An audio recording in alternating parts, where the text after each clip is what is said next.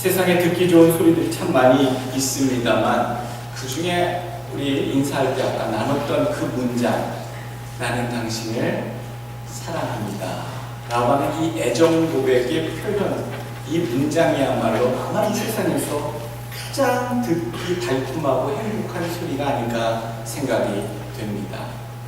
여러분, 이 얼마나 아내나 남편에게 여보, 나 당신 무지 사랑해. 여러분, 이 말씀 한 번만 듣는 것만으로도 여러분 힘이 나지 않습니까? 오글거리십니까? 조금 얼굴이 밝아지십니까? 그 옛날 분들은 그 사랑을 표현하는 것들, 이런 것들에 대해서 잘 이렇게 익숙치 못하다 보니까 잘 표현하는 것들, 마음은 그렇잖은데 표현하지 못하시는 세대의 어르신들도 있는 줄 압니다. 그러나 우리가 항상 기대하고 또 듣기 바라는 것 중에 하나가 바로 나는 당신만을 사랑합니다 라고 하는 말이라는 얘기지요. 여러분, 나 뜨거워서 하지 못해도 오글거려서 하지 못해도요, 우리가 처음 사랑을 고백할 때는 이 말만큼 그 사람의 마음을 움직이고 감동 주는 말이 없을 거라 생각이 됩니다. 영어로는 I love you, you지요. 중국어로 뭔지 아십니까? 네, 뭐 아이디, 일본말로 아이스트. 또 독일어로 아시죠? 이히, 리베, 니히. 발음이 중요합니다. 니히, 그죠? 당신만을 사랑한다. 또 여러분들 스페인어로 뭡니까? 제가 물어보지만 저도 준비해 왔거든요. 떼끼에로, 떼끼에로. 스페인어로 떼끼에로 에스파냐시 그렇습니다. 여러분, 좀 다른 표현이 있습니까? 죄송해요. 또 불어로는 뭡니까? 불어 공부하신 분들도 있죠? 최인경도 좀 잘하실 텐데 한번 또 시키면 잘 못합니다, 사람들. 뭐 쉽잖아요. 주부제무, 주부제무. 저도 그냥 서툴지만 각 나라 언어로 사랑한다라고 하는 말. 우리가 표현형은 다 달라도요, 그 각 나라의 그 말로 그 나라 사람이 이 얘기를 사랑을 받고 싶은 사람에게 그 입술에 들려질 때, 그 입술로 들려질 때, 우리가 이 땅에 천국이 어디 있다, 바로 여기 있습니다 라고 얘기할 정도로 마음이 행복하지 않습니까? 그런데 이것에 대해서 이상하게 말하는 사람이 있다고 한번 가정해 봅시다. 왜 한 사람만 사랑해? 왜 당신만을 내가 꼭 당신만을 사랑해야 해? 당신도 사랑하지만 옆집 여자도 예뻐, 옆집 여자도 내가 사랑하고, 또 우리 직장에 다니는 그 여자도 예쁘고 사랑스럽고 내가 사랑해. 그리고 이 나라에 거하는 모든 여자들, 내가 지나치는 모든 여자들도 나는 사랑할 수 있어. 아니, 나는 국경을 넘고 시대를 넘어 모든 이 땅의 인류 절반인 여자를 나는 사랑하고 사랑할 의무가 있고 권리가 있어 라고 여러분 사랑하는 사람이 동시에 얘기하신다면 여러분 어떤 마음이 드시겠습니까? 분명히 사랑한다는 거 좋은 건데요, 인류애를 얘기하며 당신만 편협되게 당신만 사랑하는 게 아니라 당신도 사랑하고 이웃집 여자도 동네 여자들도 모든 이 땅에 가는 여자들, 지나치는 여자들 내가 다 사랑해. 아주 호혜 평등 원칙에 의해서 그렇게 선포하는 남자 무척 사랑스럽지 않습니까? 아니지요. 사랑한다는 건 좋은 건데요, 나쁜 게 아닌데요, 미워하는 것보다 정말로 차원이 다른 그런 건데, 그 대상이 어디에 놓여져 있느냐, 어디까지 있느냐에 따라 아무리 좋은 가치 있는 그 사랑이라고 하는 덕목이라 할지라도 그것을 받는 사람은 분노를 느끼기도 하고 행복감을 느끼기도 한다는 얘기입니다. 여러분, 내가 당신만을 사랑해 라고 얘기했을 때 이렇게 얘기하시면 안 됩니다. 집사님이 너무 사랑이 폐쇄적이지 않습니까? 왜 한 사람만, 절대적인 사람은 왜 그 사람에게만 쏟아붓습니까? 내 마누라니까요. 내 남편이니까요. 내가 사랑하는 단 한 사람이니까요 라고 우리는 얘기할 수 있는데, 그것을 비난하는 사람들이 너무 고립적이다, 폐쇄적이다, 열려있지 않다, 이렇게 얘기하는 것 자체가 잘못된 판단이고 평가라는 얘기죠. 우리는 그런 소리에, 이런 세상의 소리, 편협됐다, 고립됐다, 또 폐쇄적이다라고 하는 세상의 소리에 아랑곳하지 않고 내가 사랑하는 단 한 사람만을 위해서 우리의 사랑을 불살릴 수 있는 배짱이 있습니다. 오늘 본문을 바라보실 때 이런 관점에서 접근하셔야 될 부분이 있습니다. 오늘 당신만을 사랑해 라고 얘기할 때 절대적인 사랑의 고백이라고 우리는 생각하고 여기듯이 우리가 오늘 본문 여호수아 24장 이 여호수아가 하나님과 백성 사이에서 백성에게 요구하는 것은요, 폐쇄적이고 고립적이고 편협적인 하나님께 대한 충성만을 요구하는 그런 모습이 아니라 하나님께 대한 절대적인 사랑과 충성을 그들에게 요구하고 지켜야 한다는 것을 보여주는 아주 중요한 부분이라는 얘기죠. 이 부분을 보고서 다른 이방신들을 섬겨서는 안 된다라고 하는 그 부분을 가지고 기독교는 편협해, 개방적이지 못해, 절대 유일신을 섬기는 그런 종교는 이 세상과 어울리지 않아, 고리타분하고 폐쇄적이고 고립적이고 융통성이 없는 그런 종교야 라는 비난은 우리는 귀에 아랑곳하지 않는다는 얘기죠. 오늘 우리에게 말씀하시는 건요, 누가 세상에 고립적이다, 폐쇄적이다, 융통성 없다 이런 소리를 한다 해도 우리는 하나님께 절대 신앙, 절대 믿음으로 나가야 되는 것이 가장 소중하고 최우선의 가치인 것을 아는 백성임을 여러분 저는 믿습니다. 여러분, 상대적인 그런 사랑과 조건적인 사랑이 아닙니다. 오늘 말씀하는 본문의 내용은요, 절대적인 것을 얘기하고 있습니다. 오직 하나님만이고요, 오직 나와 내 집은 하나님만 섬기겠다라고 하는 이 오직의 사상, 하나님도 섬기고 다른 이방신도 섬기고 내가 좋아하는 관심 있는 것도 같이 섬기며 살아가겠다고 하는 것이 아니라 오직 섬기겠다, 우리 하나님만을. 이 본문에 여러분 집중하시길 바라겠습니다. 제가 강단에 올라오면서 미소가 슬며시 올라와서 이렇게 있었는데 왜 그러냐면 말씀 준비하면서 그 뭐였지?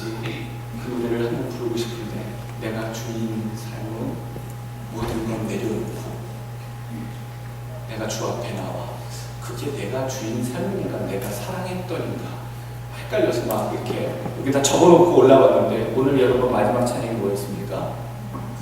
내가 주인 삶은 모든 것 내려놓고.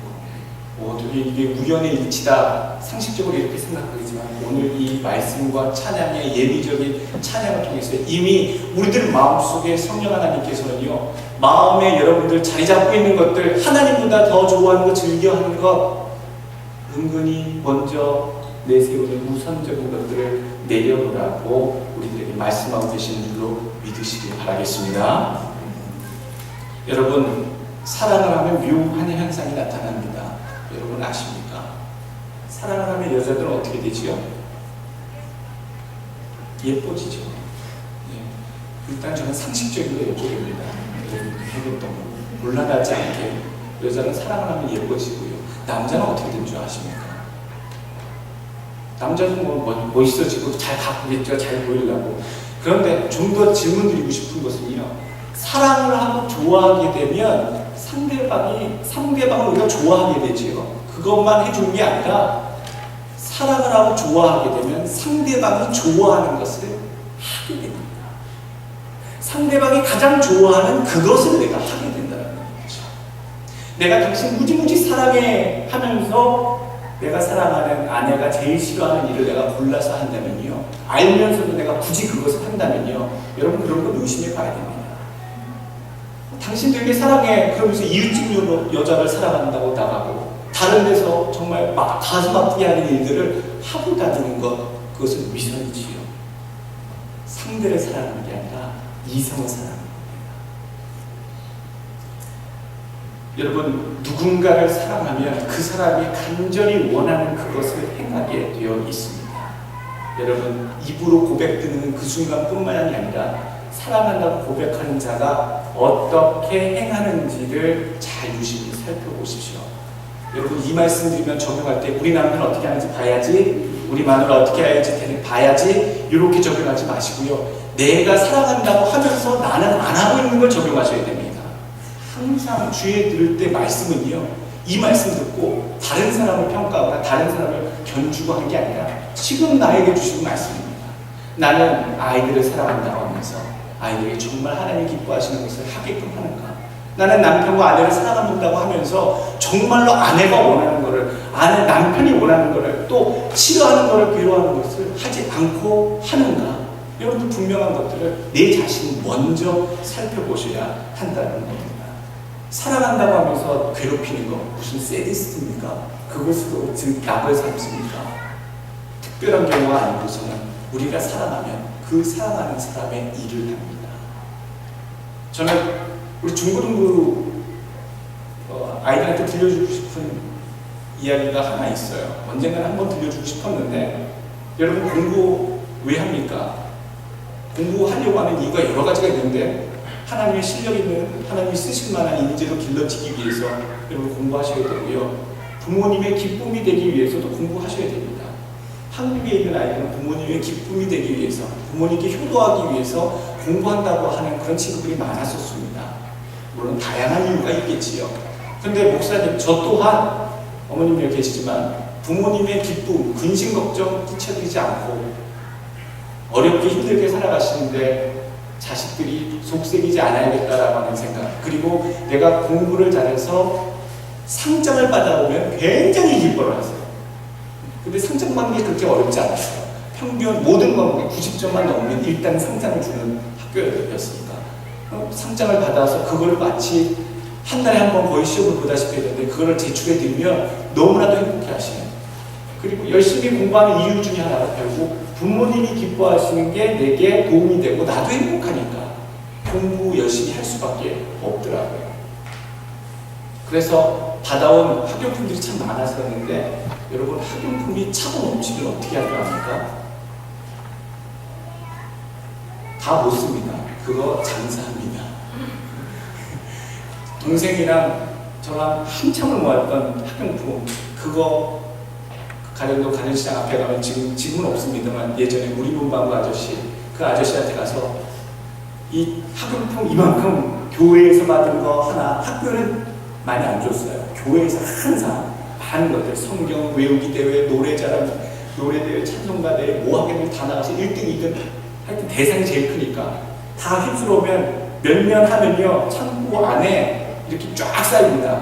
찌그러집니다. 스크래치가 안 나게 모아놔서 그거 갖다가 문방구 아저씨한테 갖다 주면요, 현찰이 돼요. 캐시가 돼요. 남는 학용품을 모으는 것, 공부를 잘하거나 대회를 나가거나 그렇게 해서 부모님 기쁨도 되지만 거기에서 모아 놓은 학용품을 팔아서 그걸로 부모님께 또 드리고, 필요한 거 신발 사주세요, 우리 필요한 거 사주세요 라고 드렸던 나와 내 동생의, 저 여동생의 그 일들을 생각하면 되게 그때 굉장히 철들었던 것 같아요.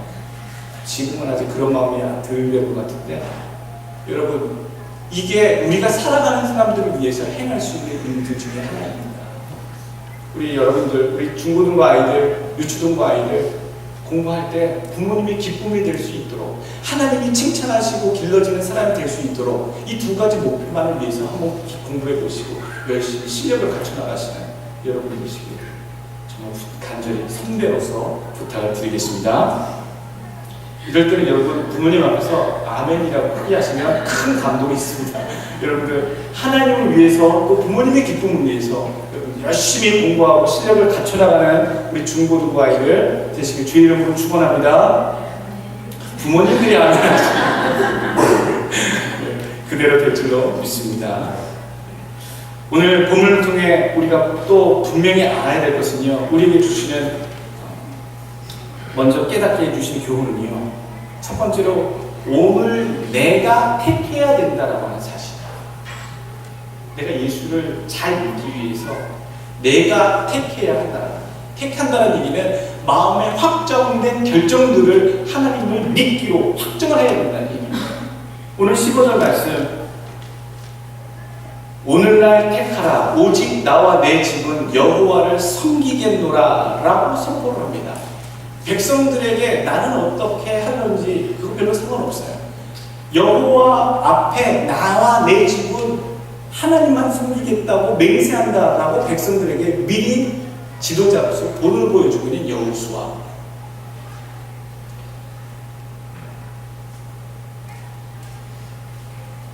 구원은 거저받는 것처럼 여겨질 때가 있습니다. 목사님, 저 사람 팔자가 구원받을 사람이면 예수 잘 믿지 않으려고 버둥거리다가도 교회 나와서 죽을 때쯤 언제든지 천국 가는 인생이 되겠지요? 목사님, 저 사람이 지옥 갈 인생이라고 정쳐졌다면 아무리 예수 믿는다고 중간에 교회 댕겼었다 할지라도 결국 저 사람 결국 지옥 가는 거 아니에요? 여러분, 잘못된 예정론에 대한 생각이 잘못된 생각을 불러옵니다. 모든 하나님께서 작정하신 것은 오직 하나님만 알고 계시고 하나님이 주관하시고요. 그것을 우리가 이것이 하나님의 인도하신 예정된 손길이었구나라고 알아볼 수 있을 때가 오기는 옵니다. 그때는 언제이냐면 우리가 모든 인생을 많이 살아오고 나서 살아온 인생과 되어진 일들을 하나님의 관점에서 같이 뒤를 바라봤을 때 이것이 내가 선택해서 살아온 것 같지만 내가 결정한 것 같지만 모든 일이 우연 가운데 된 것 같지만 하나님의 인도하심과 예정하심이 있었구나 라고 느껴질 때에 우리가 그 상황에서 예정론이었구나 라고 얘기합니다. 그러니 아직 살아보지도 않았는데 아직 지나가지도 않았는데 내 팔자는 내 운명은 이렇게 타고났을 거고 이렇게 됐을 것이야 라고 얘기하는 것은 인간의 교만한 스스로의 판단이라는 얘기죠. 이 순간에 우리가 해야 될 것은요, 내 인생이 어떻고 하나님이 내 인생을 어떻게 만드셨다 저때 이렇게 판단하는 것이 아니고요, 오직 하나님께서 원하시는 선택을 매 순간 인생의 장마다 넘겨질 때마다 하나님이 원하시는 선택, 바라셨던 선택들을 하는 것뿐입니다. 그 선택들을 올바르게 해왔을 때 또 비록 실수가 있었다 할지라도 그것을 하나님의 뜻대로 찾으려고 노력한 삶은요, 뒤돌아봤을 때 하나님의 예정 가운데 인도하심을 받고 있었음을 나중에 은혜 가운데 깨닫게 된다는 얘기입니다.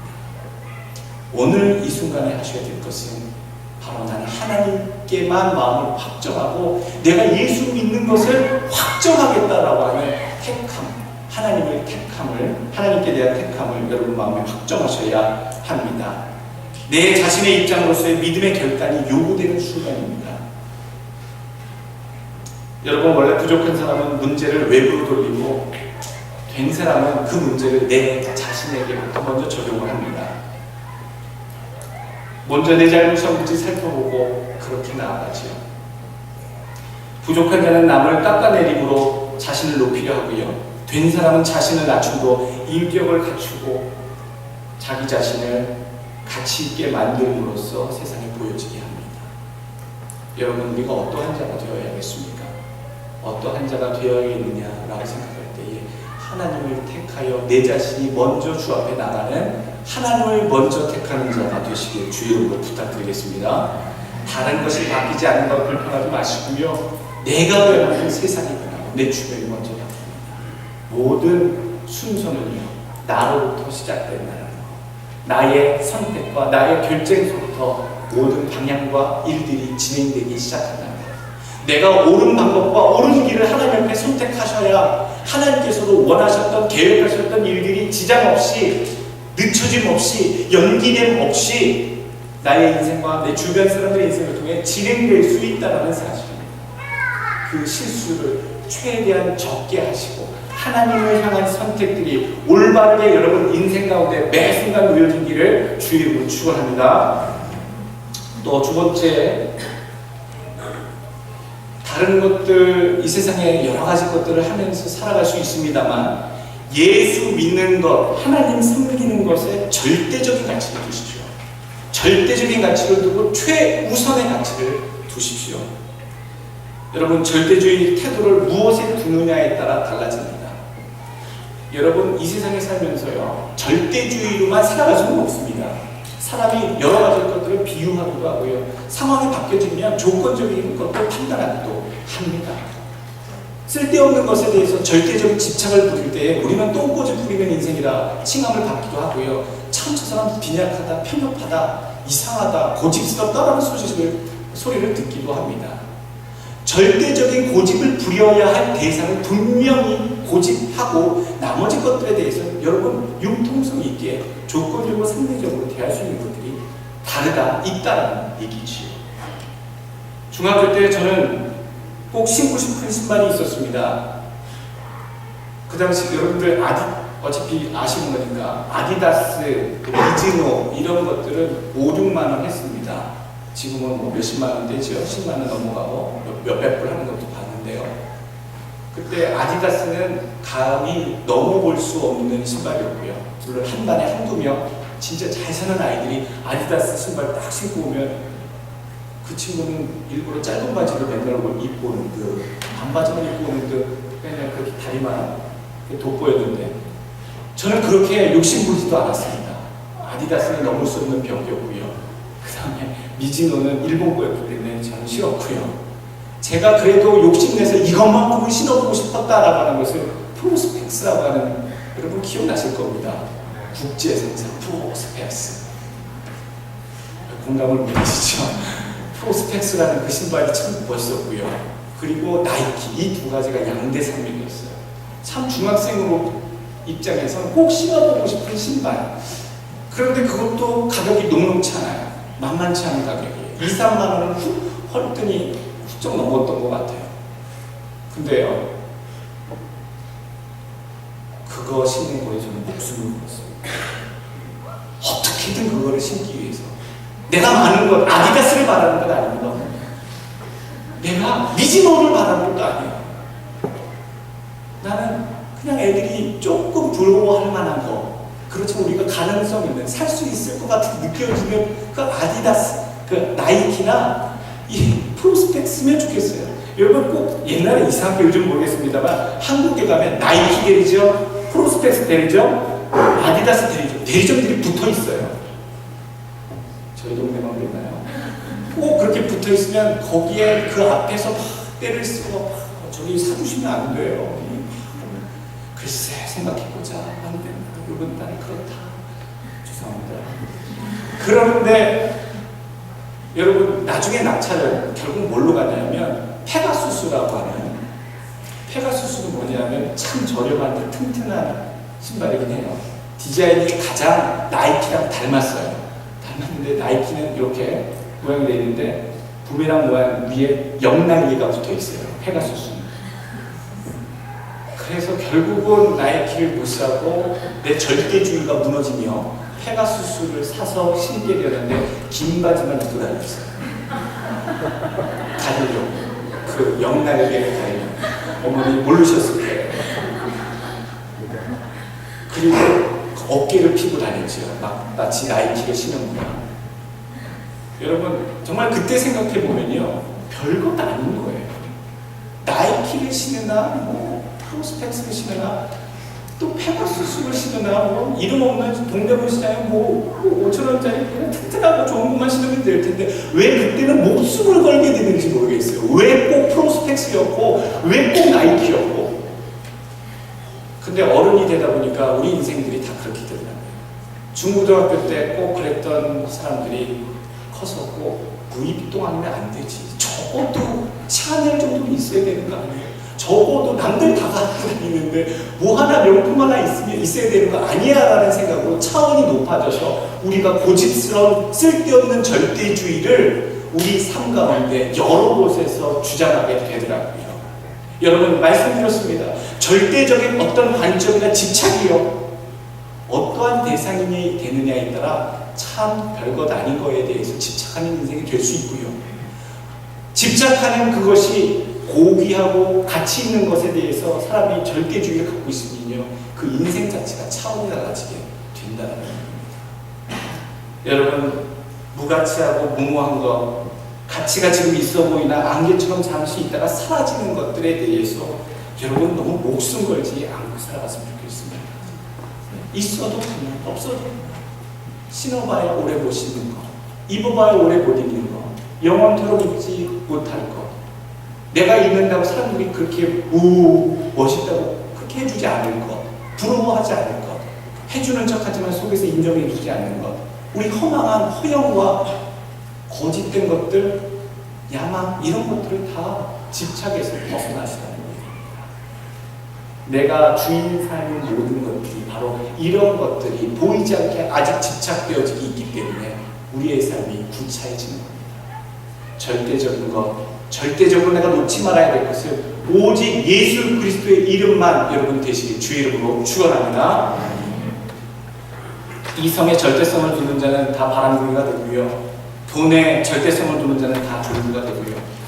권력과 성공의 절대성을 두는 자는 다 권력의 희생양으로 인생을 마치는 것 같습니다. 칼로 일어선 자 칼로 망한다고 예수님 말씀하셨습니다. 여러분 예수의 절대적으로 한번 미쳐보십시오. 그렇다고 맹신주의자나 광신도가 되라는 얘기 아닙니다. 철저하게 복음적으로 가르쳐주신 진리대로 세상에서는 예수쟁이, 저 사람 미쳤나봐, 교회에 푹 빠져 사나봐 라고 보여질지는 모르지만 참 진리 깨달은 대로 실천하고 적용하며 사는 삶이요, 미친 것 같고 망한 것 같아도 하나님께 성공한 믿음의 삶인 것을 믿으시길 주의 이름으로 축원합니다. 하늘에서 너희의 상이 큼이라. 여러분 마태복음 5장에 분명히 말씀하고 계십니다. 세 번째로 우리에게 주시는 교훈은요, 결심하라는 얘기입니다. 결심하라. 자꾸 결심하라. 내가 예수 믿는 것만 절대적인 것으로 꼭 여기겠다라고 하는 이 결심을 매일 하라는 얘기입니다. 작심삼일이라는 말씀이 있습니다. 남자분들 가운데 가장 끊기 힘든 게 뭡니까? 여러분들은 관계가 많이 멀리 계십니다. 담배가 참 끊기 힘듭니다. 근데 담배를 끊는다고 매년 많은 분들이 건강이 나쁘니까요, 끊는다고, 가족을 위해서도 건강을 위해서도 끊는다고 하면서도 3일을 못 넘긴다 해서 우리 작심삼일이라는데, 그 작심삼일을 이용해서 담배를 영원히 끊을 수 있는 비결을 누가 발표했었죠? 여러분 아시죠? 작심삼일이 되는 날 다시 한번 작심하라는 얘기예요.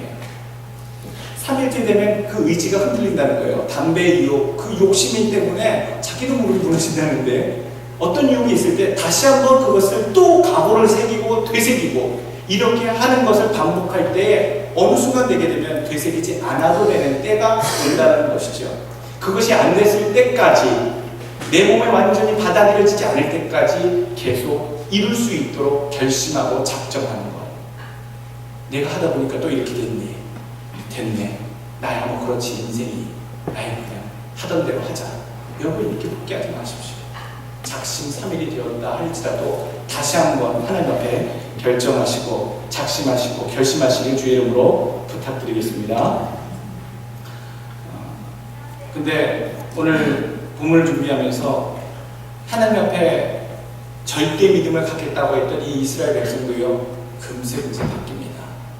목사님, 사람 마음이 그렇죠. 조석 연기하지요. 아침 다르고 점심 다르고, 화장실 문 들어갈 때랑 나올 때랑 다르고, 주머니에 돈이 더 넉넉할 때랑 없을 때랑 있을 때랑 또 다르고, 다 그런 거 아니겠습니까?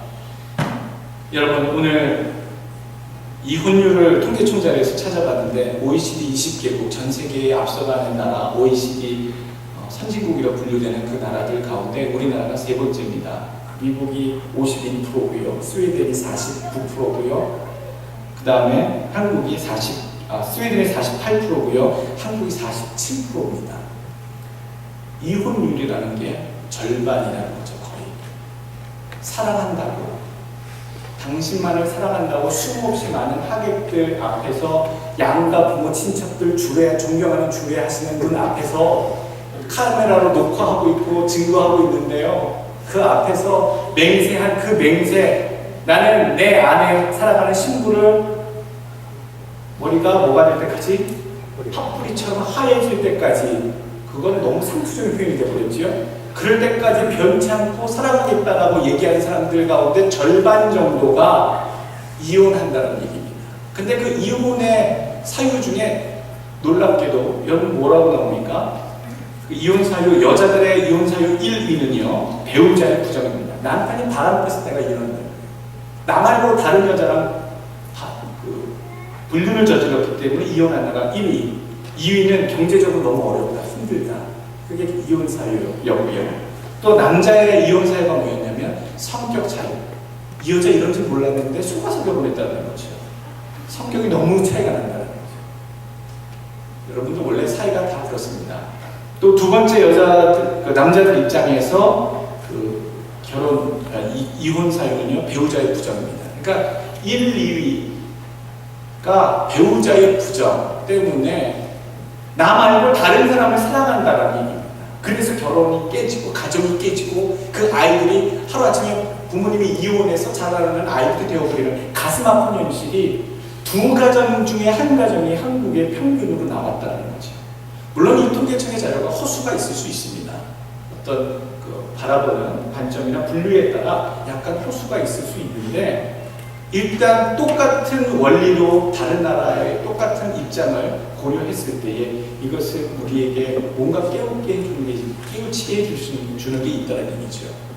우리가 배우자에게 절대적인 서로에 대한 사랑을 맹세해도 깨먹는 사람이 있듯이, 우리가 하나님께 대한 믿음을, 절대 믿음을 선포하고 맹세하고 세례식 때 마음에 다짐을 하고 성례식 할 때마다, 성찬할 때마다 마음을 다짐해도 마음에 절대 사랑과 믿음을 깨먹는 자들이 상당히 많다.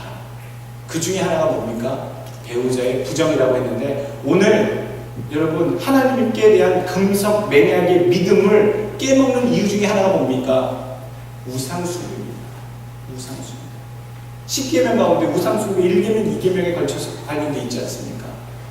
우상숭배하지 말아라. 그 다음에 우상의 껍데기, 그 우상들을 만들지 말고 세우지 말고 조각하지도 말라. 1계명과 2계명에 다 우상숭배하지 말라라고. 하나님 입장에서 보면 사랑하는 하나님의 백성과 하나님 사이에 절대적으로 사랑만 있고 정말 서로 사랑하는 신뢰와 충성만 있는데, 그 사이에 다른 것들을 사랑한다고 하는 것을 들여보내고 용납할 수 없다라는 얘기입니다. 부부 사이에 다른 사람이 들어올 수 없듯이 말이지. 하나님은 이스라엘과 당신을 항상 그렇게 부부처럼, 신랑과 신부처럼 얘기하십니다. 호세아, 여러분들 구약 성경 읽어보시면 호세아 선지자는 고멜이라고 하는 아주 품행 나쁜 창녀를 데려다가 자기 부인으로 삼으라고 하는 하나님의 명령을 받습니다. 선지자가 거룩하지 못한 창녀를 불러다가 자기 아내를 삼는 것, 끔찍한 일이어서 이해가 안 돼서 하나님 왜 그러십니까? 물었더니 하나님이 말씀하십니다. 나 여호와 앞에 이스라엘이 고멜과 같이 범죄하였느니라. 그렇게 다른 곳의 남자들과 어울리며 음란의 죄를, 불륜의 죄를 내 앞에 저질렀다 라고 얘기하십니다. 그것이 바로 우상숭배였다는 것이죠. 우상숭배하는 것이 하나님 앞에 인간 사이에 어떠한 만큼의 죄악이고 데미지가 있는지에 대해서 비교할 때에, 다른 신을 섬기는 것은 곧 다른 상대를 사랑하는 것, 외도하는 것, 부정하는 것이다. 우리들에게 비유해주고 계시다는 것입니다. 여러분, 오직 하나님만 사랑하시는, 오직 내 남편만 사랑하고요, 오직 내 아내만 사랑하듯이요, 하나님을 믿어도 오직 하나님만 절대적으로 믿겠습니다 라고 하는 결심과 작심을 여러분 확실히 하시는 우리 성도들 되시길 주의 이름으로 축원합니다. 구체적으로 실행할 것들 알려드리겠습니다. 우리가 어떻게 그러면 하겠느냐, 오늘 본문 가운데 나와 있습니다. 내가 먼저 붙잡고 있는 것들을 버려라 라는 얘기입니다. 예수 믿기만 하면 되지요. 여러분들 손에 잔뜩 입어서 상대편을 껴안아줄 수 없습니다. 다른 사람의 손을 붙잡고, 내가 사랑하는, 다른 좋아하는 여자나 남자의 손을 붙잡고 내가 사랑하는 애인의 등을 껴안아줄 수 없듯이 놔야 됩니다. 끊어버려야 됩니다. 여러분들 마음속에 우상이 있다고요? 목사님 없는데요. 어떻게 하면 찾아내는 방법 알려드릴까요? 내가 하나님께 나아가는 것, 예배드리는 것, 하나님을 섬기는 것, 이런 하나님께 관련된 것들을 하는 것보다 나도 모르게 더 즐거워하고 신나하고 좋아하는 것, 먼저 챙기는 것, 그것에서 희열을 느끼는 것, 하나님을 섬기는 그 행위보다 더 희열을 느끼는 것들이 다 우상숭배의 가능성이 있는 소재들입니다. 그런 대상이나 사람이나 물건이나 행위들, 이런 것들이 우상숭배의 근원이 될 수 있는 것들입니다. 다 먼저 아래로 내려놓으셔야 됩니다. 오늘 19절 말씀 보게 되면 왜 우리가 먼저 버려야지만 하나님을 온전히 섬길 수 있는가에 대해서 얘기해 주고 있습니다. 여호수아가 백성에게 이르되 19절 너희가 여호와를 능히 섬기지 못할 것을. 오늘 14절서부터 오직 여호와만 섬기라 그렇게 얘기했더니 백성들이 그럼 그렇게 섬기겠다라고 답변을 했습니다. 그랬더니 여호수아가 19절에 너희가 능히 하나님을 제대로 섬기지 못할 것이다 라고 못을 받고 있어요. 아니 우리가 섬기겠다고요 라고 얘기했는데 여호수아는 너희는 제대로 섬기지 못한다 라고 못을 받고 있다는 것이죠. 왜 그렇습니까? 왜 여호수아가 무엇 때문에 이스라엘 백성들이 여호와 하나님을 말로는 섬기겠다고 하지만 능히 섬기지 못하겠다라고 못을 받고 있는 것일까요? 오늘 19절 말씀입니다. 너희가 여호와를 능히 섬기지 못할 것은 그는 거룩하신 하나님이시요 질투하는 하나님이시니 너희 허물과 죄를 사하지 아니하시는 것입니다. 하나님 거룩한 거 알고 또 질투하는 하나님이신 거 아는데 그게 무엇이 문제지요? 21절 가운데 문제가 나오지요. 21절 가운데 우리가 아닙니다. 정녕 여호와를 섬기고 따르겠습니다 라고 얘기하는데 23절 말씀 보시면 여호수아가 가로되 그러면 이제 너희 중에 있는 이방신을 제하여 버리고 너희 마음을 하나님 이스라엘의 하나님 여호와께로 향하며 라고 얘기합니다. 지금 이미 가나안 땅에 하나님을 향한 믿음을 가지고 정복하고 그 땅에 정착하고 이제 여호수아가 하나님만 믿고 싸워온 그 백성들의 얘기하는데 여호수아 눈에는 이 사랑하는 하나님의 백성들 마음속에 그 가운데 있는 이방신들이 보이는 거예요. 우상들이 보이는 거예요. 너희들이 하나님의 사람들이라고 하나 너희들 가운데 있는 이방신들이 이미 가득하다라는 얘기입니다. 그거 없이 하나님 온전히 섬길 수 없다라는 얘기예요.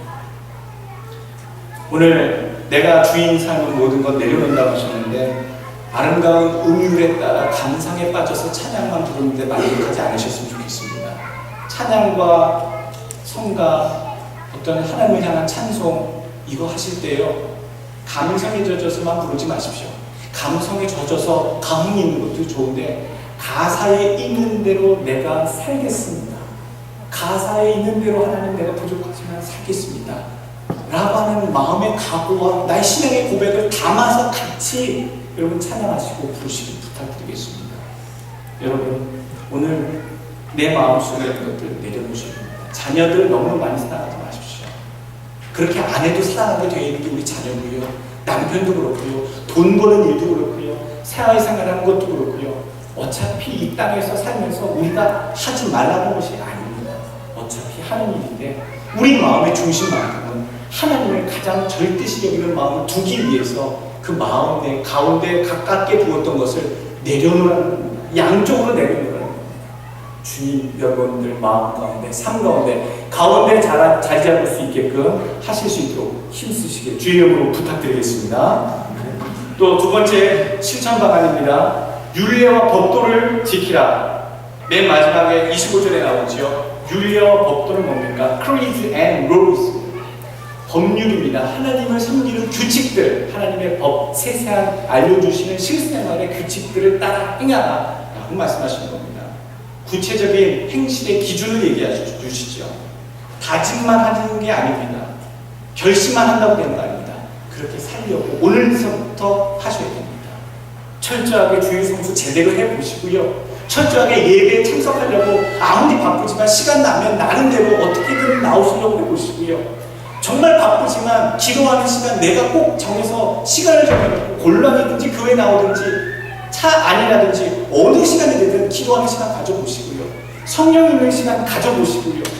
주님이 기뻐하시는 온전한 삶, 물질적인 것에서도 헌금생활하는 것에서도 전도생활하는 것에서도 개인 경건의 생활을 하는 곳에서도 여러분 하나님께서 원하시는 그 규칙적인 것 세세히 정해놓으신 것들을 실행에 옮기실 수 있기를 주의 이름으로 부탁드리겠습니다. 오직 경건에 이르기를 연습하라. 디모데에서는 그렇게 얘기를 합니다. 힘쓰셔야 될 줄로 믿습니다. 세 번째 주시는 우리에게 실천 방안 세 번째 마지막은요. 행하신 일을 하나님이 행하신 일을 기억하는 겁니다. 사람이 은혜를 받았는데 배신하는 경우가 언제인 줄 아닙니까? 배은망덕이라는 말, 은혜를 잊어버릴 때입니다. 어떻게 사랑해줬는데, 어떻게 내가 은혜를 받고 사랑을 받고 대접을 받았는데 그렇게 좋게 해줬었는데, 좋은 위치와 대우를 받았었는데 그것을 잊어버렸을 때에 사람은 망덕 그 덕을 잃어버린다, 배신하게 된다는 얘기죠. 그 입장과 태도를 잃어버리게 됩니다. 한결같지 않은 사람이 되게 됩니다. 여러분, 사람 사이에서는 간혹 그런 사람이 나올 수도 있겠지요. 그러나 하나님 앞에서는 배은망덕한 자들이 나와서는 안 될 줄로 압니다. 하나님의 은혜를 잃어버린다는 것을 하나님을 떠나겠다는 얘기고, 하나님을 떠나는 것은 내 스스로 지옥의 길을 선택하겠다고 하는 스스로의 결정입니다. 행하신 일을 기억하시길 부탁드리겠습니다. 17절 말씀, 우리 하나님 여호와께서 애굽 땅에서 종되었던 그 집에서 나오게 하신 것과 또 우리 목전에서 큰 이적을 행하신 것과 길에서 모든 지나온 백성 중에서 우리를 보호하셨던 것, 그리고 18절, 거하던 모든 백성들 가운데 아모리 사람들에게서 우리를 위해 쫓겨내 주신 것. 아마 여러 백성들을, 족속들을 쫓겨내 주셨는데 아모리 사람을 쫓겨내 주신 것을 가장 크게 기억하고 인상적으로 여겼던 것 같습니다. 그러니까 아모리 사람이라고 하는 그 잡족들을 우리를 위해서 하나님 내쫓기게 해주신 것, 쫓아내게 해주신 것에 대해서 우리가 잊을 수 없습니다 라고 고백을 하고 있다는 것이죠. 많은 것들을 베풀어 주셨습니다. 자녀들의 삶 가운데 내가 고생한 것밖에 생각이 안 났겠지만 이미 내가 모르는 손길로 다른 사람의 손길을 통해, 환경을 통해 하나님 참 많이 도와주셨고, 그때 그 일이 아니었으면, 그때 그 순간 하나님이 역사하지 않으셨으면 우리 인생 이미 망하고 끝날 인생들이 한두 분이 아닐 겁니다. 어려운 지경에서도 구원해 주신 하나님의 손길들을 여러분 다시 한번 기억하시고, 오늘 실천할 수 있는 것들, 첫째로 내가 붙잡고 있는 것들 마음속에서 가운데를 비워서 내려놓으시기 바랍니다. 두 번째로 하나님이 지키라고 하신 그런 규칙들, 율례들, 그것을 결심하고 실행하시기 바라고요. 세 번째로는 하나님이 이미 베푸셨던 것들에 대해서 정말 고귀히 감사히 여기실 수 있는 여러분들 되시길 주의 이름으로 축원합니다. 어머니랑 같이 매일 저녁에, 매일 수요일은 아닙니다만 산책을 갑니다. 근데 산책 나갈 때 볼 때쯤 가장 아름다운 노을이 석양이 비춰집니다. 너무나도 아름다운데 하나님이 만드신 그 피조물을 보면서, 그 태양을 보면서 느끼는 것이 있었습니다. 태양은 떠오를 때 수없이 많은 이 땅의 사람들에게 소망을 주고요, 꿈을 줍니다. 희망찬 하루가 시작됩니다. 그리고요, 낮에 우리 머리 위에 있을 때는요, 얼마나 뜨겁게 세상을 빛을 내고 달구고 에너지를 주는지, 그 뜨거운 태양 밑에 모든 생물들이 소생하고 자라게 하는 그 열정을 또 보게 됩니다. 마지막에 그 열정을 불살랐던 해가요, 하루 일을 열심히 마치고 저무를 때에 산 넘어갈 때의 그 아름다운 풍경을 우리에게 보여주며 제게 느끼게 해주시면요, 야, 저 해는, 저 태양은 우리에게 아침에는 소망을 주고 낮에는 열정이 어떠해야 함을 알려주고 마지막 마무리의 삶은 어떻게 아름다워야 하는지를 보여주고 있구나. 어머니랑 그런 말씀을 나누면서 산책했던 것이 지난주입니다. 여러분의 인생이 지금 어느 때에 와 계십니까? 인생의 한창일 수도 있고 또 마무리 되어가는 때일 수도 있겠습니다. 어쨌거나 우리의 맨 마지막의 삶은요, 아름다운 석양처럼 어느 누군가가 바라봤을 때에도, 내가 내 자신을 걸어온 인생을 바라봤을 때에도, 세상이 바라봤을 때에도, 하나님이 평가하실 때에도 너는 참 아름다운 삶을 살아왔구나, 나를 위한 삶을 살아왔구나. 믿는 자의 삶이 어떻게 해야 아름답습니까? 돈을 많이 벌어야 아름답습니까? 출세해야 아름답습니까? 성공해야 아름답습니까? 믿는 자의 삶은요, 믿음으로 온전하게 살아오는 삶이 아름다워집니다. 온전한 믿음으로 아름다운 인생 끝까지 살아가셔서 하나님께 고귀한 칭찬과 존경을 받으시는, 평가받으시는 여러분들 되실 줄 축원합니다. 기도하겠습니다.